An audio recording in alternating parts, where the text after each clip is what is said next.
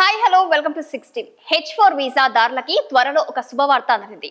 అగ్రరాజ్యం అమెరికాలో H4 visa కలిగిన వారికి త్వరలోనే సెనెట్ గొప్ప ఊరటనిచ్చే కీలక బిల్లును ఆమోదించబోతుందట. ఈ బిల్లును గనుక మూవ్ చేస్తే సుమారు 1,00,000 మంది లబ్ధి చేకూరుతుందని నిపుణులు అంచనా.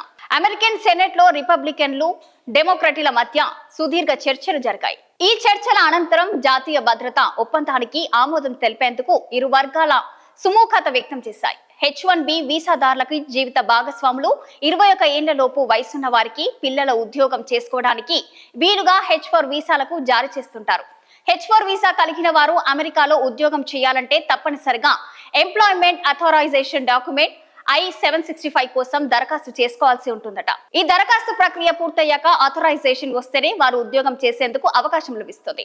అయితే ఇది పూర్తి కావడానికి ఎంత లేదన్నా సంవత్సరం సమయం పడుతుంది. దీనివల్ల H4 వీసాదారులు ఉద్యోగ అవకాశాలు కోల్పోతున్నారట.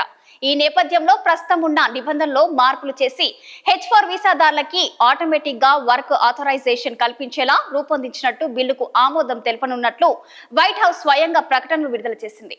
ఈ విషయంపై అధ్యక్షుడు బైడెన్ ఏమంటున్నారంటే, కొత్తగా తీసుకురానున్న బిల్లు అమెరికా దేశాన్ని మరింత బలోపేతం చేయడంతో పాటు సరిహద్దులను సురక్షితం చేస్తుందని అన్నారు. అంతేకాకుండా చట్టబద్ధంగా వలసలకు అవకాశం కల్పిస్తుందని పేర్కొన్నారు. ఈ విధానం ద్వారా ఏటా 18,000 మందికి ఉపాధి ఆధారిత గ్రీన్ కార్డులను జారీ చేసిందట. 5 ఏళ్లలో సుమారు 1,58,000 మందికి లబ్ధి కలుగుతుందట.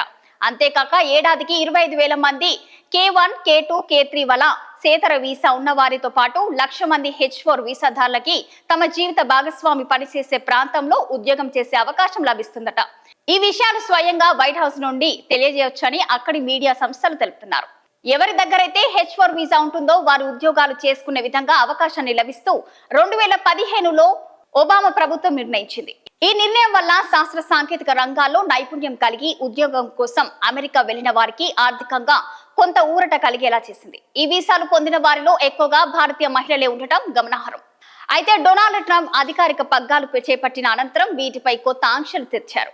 దీంతో వివిధ రంగాలలో నిపుణులైన భారతీయులు ఉద్యోగ అవకాశాలు కోల్పోక తప్పలేదు. ఇప్పుడు ఈ ఆంక్షలు ఎత్తివేసేందుకు బైడెన్ ప్రభుత్వం సిద్ధమవుతుంది. మరిన్ని లేటెస్ట్ అప్డేట్స్ కోసం చూస్తూనే ఉండండి 6 టీవీ.